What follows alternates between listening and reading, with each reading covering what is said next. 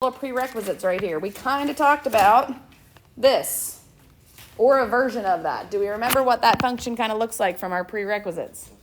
Yeah. This, just FYI, is kind of the same as if you had that on top and this on bottom. It really doesn't matter where the absolute value signs are. It gives you the same equation. Okay? So that's just kind of a side note.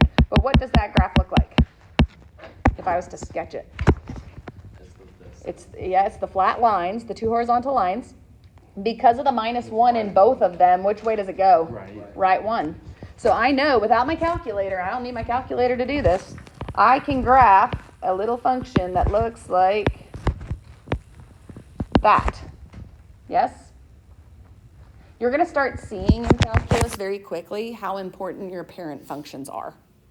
Like the number of times that you can draw yourself your own graph without a calculator using your parent functions is going to be incredible to you all.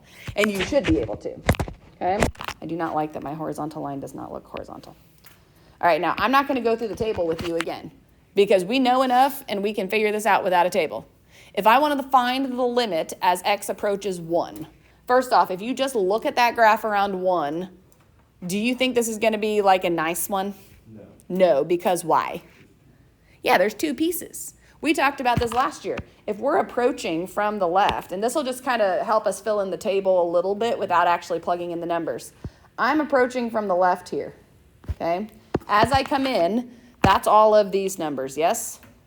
What y value is that whole part hanging out at? -1. I don't have to plug that in. I just know that.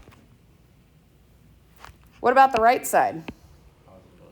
Yeah, if I come in from this side, no matter what I'm plugging in, I'm getting out +1.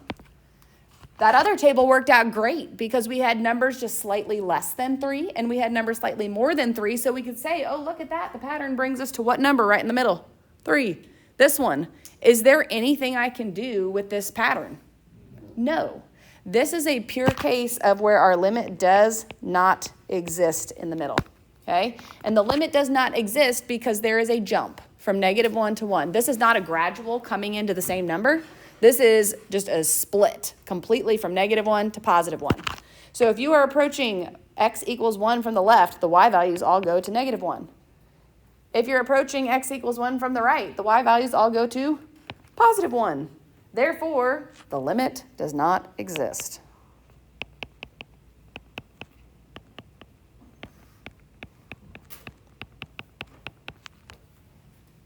Is this somewhat familiar from last year? Yeah. It's been a minute, but okay. All right, so let's practice another parent function. Look at all of our prerequisites coming up to us. What kind of equation is this one? Volcano. Okay, volcano function shifted which way? Right 1. So what's happening at 1 that we don't really draw in? An asymptote. Good. Look at y'all. So there's you can draw it in if you want. I like to draw it myself. So I know there's an asymptote at 1, and I know that my graph looks like that. Okay, good. All right, so if I want to do the limit as x approaches 1, we always have to check the left and the right. So if I kind of track that graph coming in from the left, I'm literally going to this graph and I'm saying, okay, let's trace this part. Where is this headed off to? Infinity. What about coming in from the left? Also going to infinity. Oh, let's talk about this. Okay, so when approaching from the left, the y values go to infinity. When approaching from the right, the y values also go to infinity. So what do you think about the limit? It doesn't exist. All right, so we talked about this last year. Still another case for the limit does not exist. Now here is why. All right. I get that the left and the right side are going to the same thing. But it's infinity. Now, if you really want to get into math theory, does infinity really exist? No. Okay. So one thing we kind of want to get used to is from the left and the right, telling me and the AP graders whether it goes to infinity or negative infinity is a good thing. Because it's telling them you know what you're talking about. You know what this graph looks like, and you know whether this limit doesn't exist because both sides are going to infinity or because it's split and one is going up and one is going down. Like, that's going to matter. You could make an argument for saying the limit goes to infinity. But saying that is another way of saying the limit doesn't exist. And it's more specific to say the limit doesn't exist. So we're going to work on that with our notation, okay?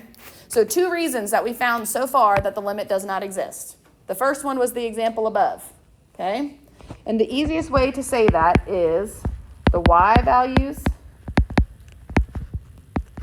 differ or are different from the left and right. So if you're coming in from the left, you're coming in from the right, and those 2 y values are different, no limit. Second reason is what we call unbounded behavior.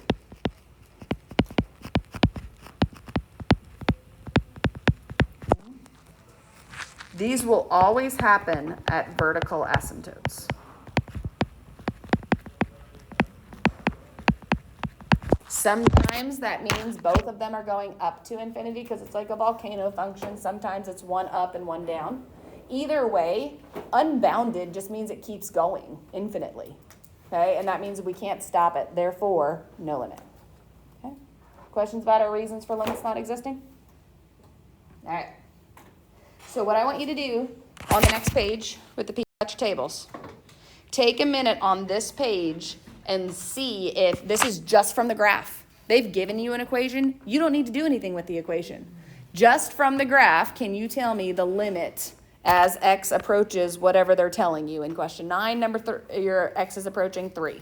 10, x is approaching 1. This should be looking at the graph and writing down a number or saying the limit doesn't exist. That is it. Okay, so take a minute with your tables and work on. All right, what do we get for number 9? Limit at 3 is what? 1. Okay, because remember your limit is a y value. So at 3, the y value is 1. Okay, 10, what do we get? 3. Okay, what about 11? 2. Okay, we still have a limit. Remember that this is different than if I asked you what is f of 2. If I asked you f of 2, what would you tell me? 0, because that's asking about the closed dot, not the limit. Remember, those are different. Okay, so what about 12? 3. Again, f of 1 would be a different story. F of 1 would be 1, because then that's what where we're just looking at the closed dot. Okay, that's not the full prediction. What about 13? D and E. D and E, because our 2 sides come to different numbers. Okay, what about 14? D and E. D and E, purely because of the asymptote. Both ends go to opposite directions. What about 15? 0. Good. And 16? 1. Okay, now 17. I do want to show you what this looks like on the calculator. This is it's an odd example of unbounded behavior in here. It's oscillating. Okay. But if you graph this in your calculator, number 1, you'd have to be in radian mode, and you would have to be able to like zoom in on this. I don't like zoom in on stuff, but just to show you that your limit does not exist because you cannot make a prediction about what is happening in there when the behavior of it just continues to be crazier and crazier. Okay? What about 18? Okay, this one, we're approaching pi over 2. So what's going on at pi over 2? An asymptote. Okay, so you're going to start getting used to, is there an asymptote there? Therefore, what does that mean? My limit does not exist. All right. So last practice thing for us today. Take a look at this. Now this page, there is limits and there is f of values. Remember that those are different. Okay, so walk through those again with your table, and then we'll check our answers and be done with notes. Real quick. Check your answers here. Questions 2 and 6. Usually for f of values, we will say it's undefined. You can also say does not exist. So if you're going to pick one, does not exist is the safer one to stick with. I will typically still say undefined because that's what I was taught, and that's just like ingrained in my head. Any of those we are not sure about why the answer is what it is. No, We're good with that? Okay. Then homework. We're going to just go find that real quick and chat.